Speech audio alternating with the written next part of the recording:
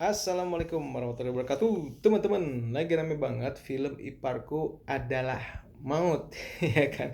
Gue jadi penasaran dan emang belum sempat nonton ke bioskop, tapi memang berseliweran banget potongan-potongan video, adegan-adegan yang esensial ya, yang penting di dalam film, yang akhirnya bisa bisa kita satuin lah secara apa ya, nyatuin sendiri gitu, bukan di download disatuin ya enggak, tapi dirangkai sendiri di pikiran kita. Oh ternyata memang jalan ceritanya seperti ini, dan esensi dari filmnya sih dapat walaupun adegan-adegannya nggak sempurna. eh dan tadi gue sempat lihat juga, ternyata memang ada hadisnya ya. eh, di Islam ada hadis, karena di akhir film Ipar Kodal Maut itu ada hadis, dan Rasulullah yang bersabda bahwa ipar adalah maut. Jadi karena memang secara, kalau kita lihat di film ya, dekat banget ya, ipar itu dekat banget di dunia nyata juga. Gue juga pribadi udah punya istri dan punya adik ipar, emang gitu kita deket banget, dan bahkan interaksinya lumayan intens ya kalau pas ketemu. Karena kan ipar gue juga jauh di Bandung. Tapi buat beberapa orang yang memang berinteraksi, apalagi eh, di konteks film ini dia tinggal serumah, ya kan, walaupun memang ada beberapa pendapat kayaknya kalau nggak salah, mungkin korek korek if I'm wrong gitu, kalau misalkan sebenarnya kalau adik ipar itu eh, bukan bukan mahram secara bagan. Gue sempat lihat tadi ya, disclaimer dulu. Jadi ini kita bahas ngalor ngidul aja, jadi mohon maaf ya kalau nggak ngurut gitu, karena gue nggak pengen, karena gue emang nggak ngurut gitu, nggak bikin skrip untuk ngebahas ini. Tapi artinya gini, eh balik lagi ke tadi ya, ada beberapa pendapat yang bilang kalau ipar itu ya boleh ngelihat, eh, misalkan ipar laki-laki gitu ya, boleh ngelihat kakak iparnya atau di ipar perempuannya gak pakai hijab ya, walaupun bukan pakai tank top juga ya kayak di film ya. Tapi even though itu nggak pakai hijab pun itu bisa memancing. Walaupun pakai hijab pun banyak orang bilang sekarang ini ya, eh, gak ngaruh katanya gitu kan. Ya mungkin setannya udah lebih kuat ya dibanding orang-orang zaman dulu yang benar-benar harus pakai hijab. Maka memang Islam sendiri punya sistem atau batasan-batasan ya, sistem ya sepertinya ya, untuk supaya kita bisa terhindar dari godaan setan ya, apalagi mengenai pergaulan laki-laki dan perempuan ya. Sepanjang yang gue tahu ya, itu namanya ikhtilat atau pertemuan laki-laki dan perempuan, ya kan. Dan kemudian ada lagi satu lagi apa ya, kok gue lupa sih, nanti kalau ingat gue bahas. Ikhtilat dan satu lagi gue lupa ya.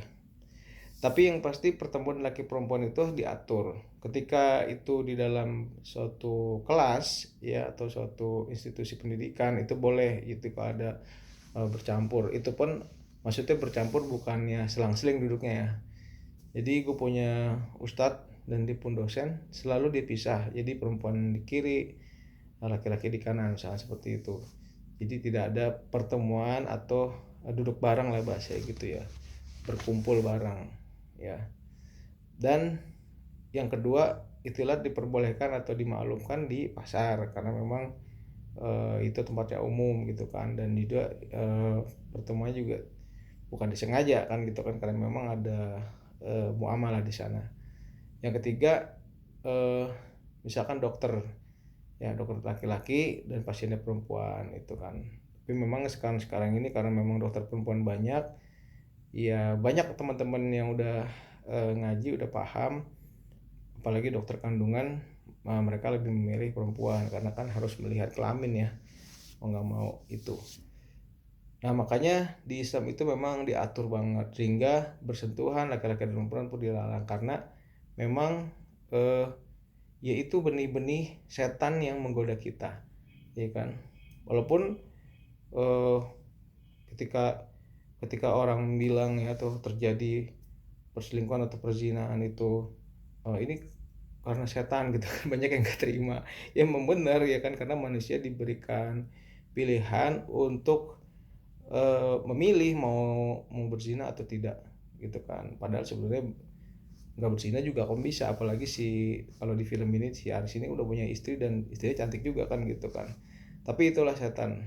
Maka ketika dari awal kalau kita lihat adegan film yang si Aris ini megang minuman dan tumpah ngelihat adiknya, itu sebenarnya sudah menjadi trigger ya, kalau memang katanya si Aris ini orang yang beriman dan bertakwa yang rajin ibadah, harusnya langsung segera negor istrinya, kayaknya kita harus pisah rumah, atau misalkan bukan pisah rumah, kayaknya adik kamu harus pindah uh, tempat tinggal gitu kan. Karena apa? Karena saya takut gini-gini. Nggak apa-apa, lebih baik kita terus terang di depan, walaupun nanti kita dimarahin istri, kamu nih mesum aja pikiran segala macam, tapi demi menghindari hal-hal yang tidak diinginkan, lebih baik pisah tempat tinggal gitu kan, karena memang udah ada trigger di situ kan.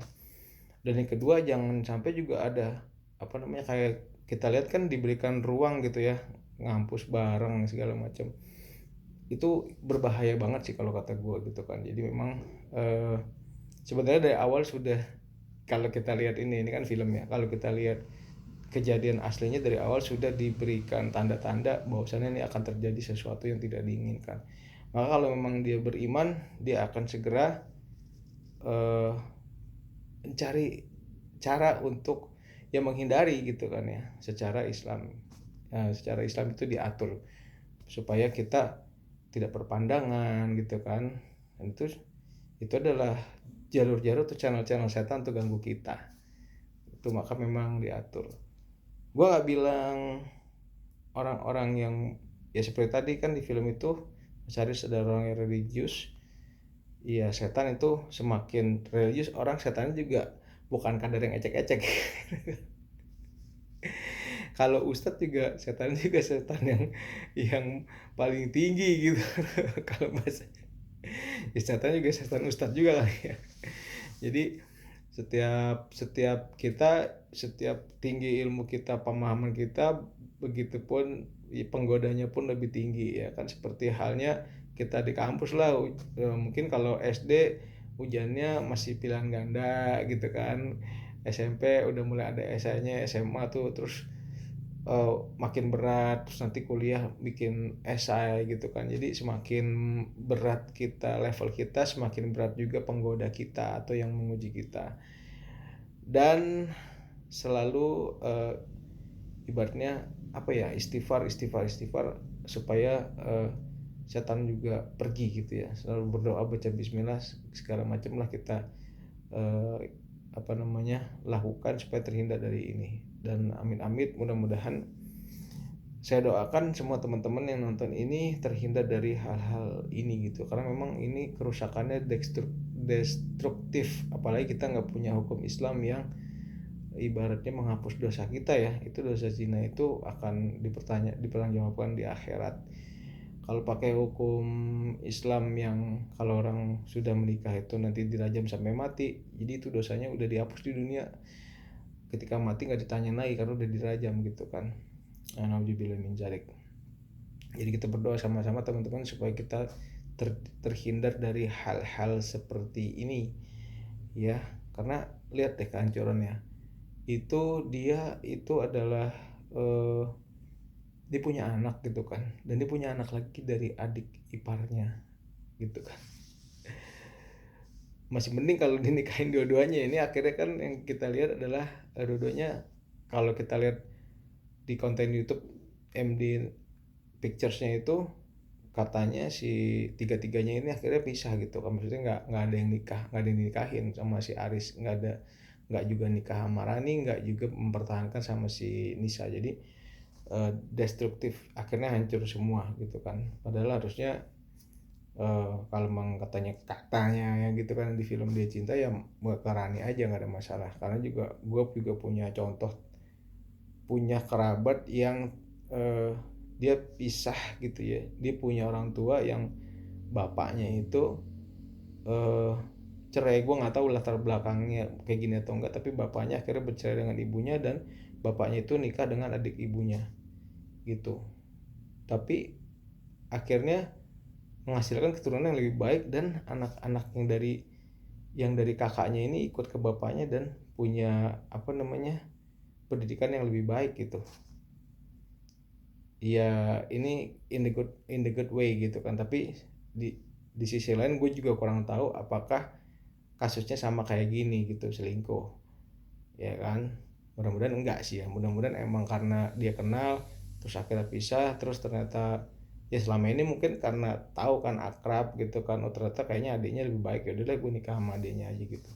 Mungkin lebih ke situ ya, kita lihat positifnya aja. Tapi paling tidak itu menandakan bahwasannya emang adik ipar itu dekat, adik atau kakak ipar itu dekat banget, dan potensinya itu sangat besar sekali untuk terjadi hal-hal yang seperti di film.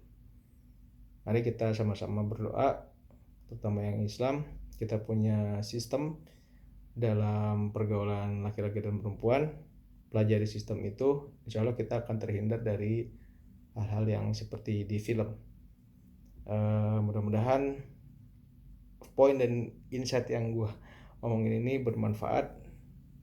Gue cuma mau ngomentarin ngalor ngidul ya, karena memang lagi viral banget. Mudah-mudahan sekali lagi kita terhindar dari hal-hal yang tidak diinginkan seperti ini. Itu aja dari saya. Sampai ketemu lagi di video yang lain, di bahasan viral yang lain. Assalamualaikum warahmatullahi wabarakatuh. Bye.